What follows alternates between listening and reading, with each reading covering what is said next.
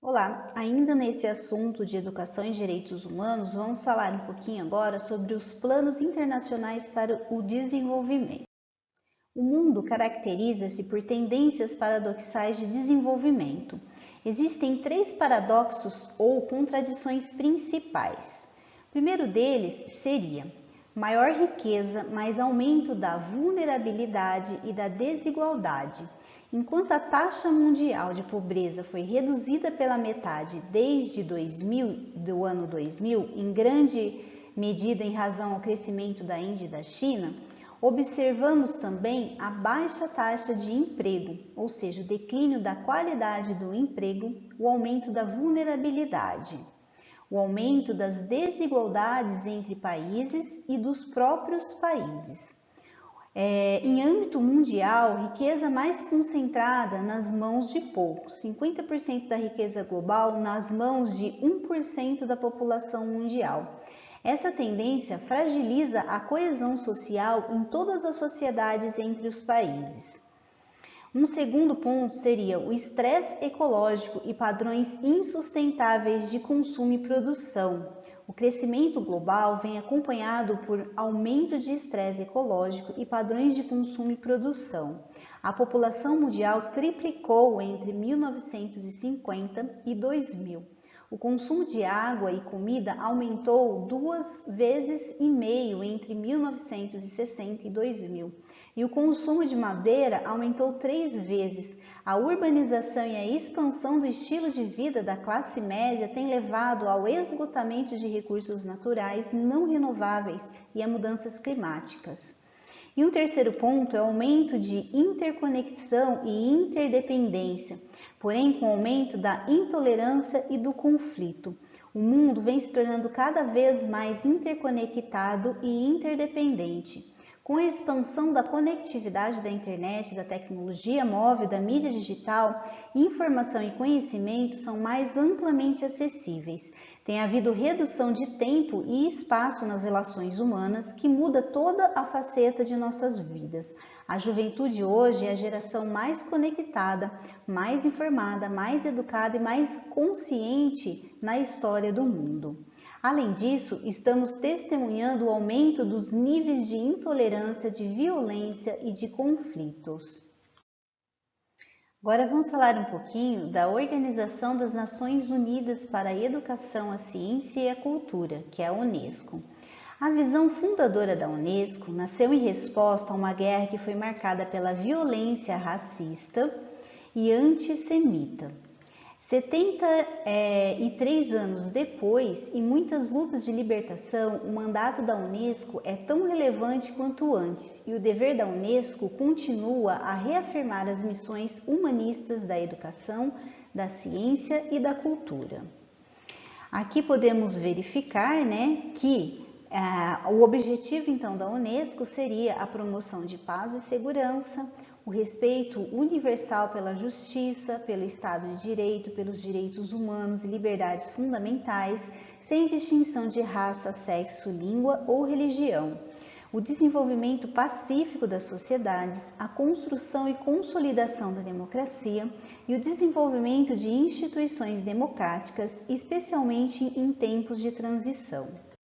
Os valores universais da dignidade e das liberdades fundamentais estão consagrados na Declaração Universal dos Direitos Humanos, cujo 73º aniversário celebramos este ano e permeiam a Constituição da Unesco. Se cultura, educação, ciência, comunicação e informação que a Unesco visa promover em todo o mundo não são sustentados por valores universais ou se excluem parte da humanidade e não contribuem para a maior paz e justiça, então perdem a sua essência. A educação é tanto um direito humano em si como um meio indispensável para realizar outros direitos humanos. Este é o comentário geral número 13 ao Pacto Internacional sobre os Direitos Econômicos, Sociais e Culturais. Reafirmamos também que a visão e a vontade política serão refletidos em inúmeros tratados de direitos humanos internacionais e regionais que estabelecem o direito à educação e a sua inter-relação com outros direitos humanos. Essa é a Declaração de Incheon em 2015. O Comentário Geral 13, adotado pelo Comitê de Direitos Econômicos, Sociais e Culturais, fornece a interpretação e esclarecimento do artigo 13 sobre o direito à educação do Pacto Internacional sobre Direitos Econômicos, Sociais e Culturais de 1966 e tem força legal vinculante.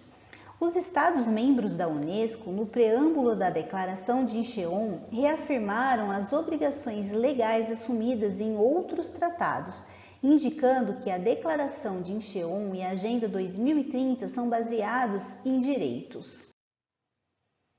Os Objetivos do Desenvolvimento do Milênio, que é a ODM, foram 8 grandes objetivos globais assumidos pelos países membros das Organizações das Nações Unidas, ou seja, a ONU, os quais, em seu conjunto, almejavam fazer com que o mundo progredisse rapidamente rumo à eliminação da extrema pobreza e da fome do planeta, fatores que afetavam especialmente as populações mais pobres dos países menos desenvolvidos. Então aqui nós podemos observar que o período de vigência desse plano foi de 2010 a 2015, com 8 objetivos que seriam acabar com a fome e a miséria, educação básica de qualidade para todos, igualdade entre sexos e valorização da mulher, reduzir a mortalidade infantil, melhorar a saúde das gestantes, combater a AIDS, a malária e outras doenças, qualidade de vida e respeito ao meio ambiente e todo mundo trabalhando pelo desenvolvimento. Este plano ele tinha 22 metas e a responsabilidade eram dos governos, com foco no desenvolvimento humano e tinha 191 países signatários a este plano. Nós vamos falar agora na sequência sobre o que foi feito em relação a cada um desses 8 objetivos aqui, depois, no ano de 2015. Então, eu vou apresentar para vocês parte do relatório de como foi executado esses objetivos aí neste período.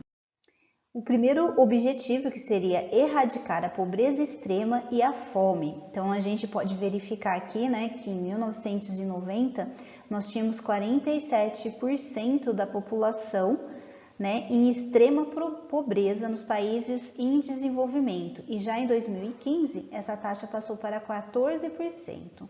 Então, a pobreza extrema ela diminuiu de forma significativa nas últimas décadas. Em 1990, quase metade da população do mundo em desenvolvimento vivia com menos de 1,25 dólares por dia. Já em 2015, essa proporção desceu para 14%. Globalmente, o número de pessoas que vivem em pobreza extrema desceu para mais da metade, diminuindo de 1 bilhão e 900 milhões em 1990 para 836 milhões em 2015. A maioria dos progressos verificou-se desde o ano 2000. O número de pessoas na classe média trabalhadora que vive com mais de 4 dólares por dia quase que triplicou entre 1991 e 2015. Esse grupo constitui agora metade da força de trabalho nas regiões em via de desenvolvimento, contra apenas 18% em 1991. A proporção de pessoas subnutridas nas regiões em desenvolvimento diminuiu em quase metade desde 1990, de 23,3% em 1990 e 92 para 12,9% entre 2014 e 2016. Em 1990, 25,5% dos brasileiros viviam em situação de extrema pobreza, utilizando-se esse indicador de 1,25 dólares por dia.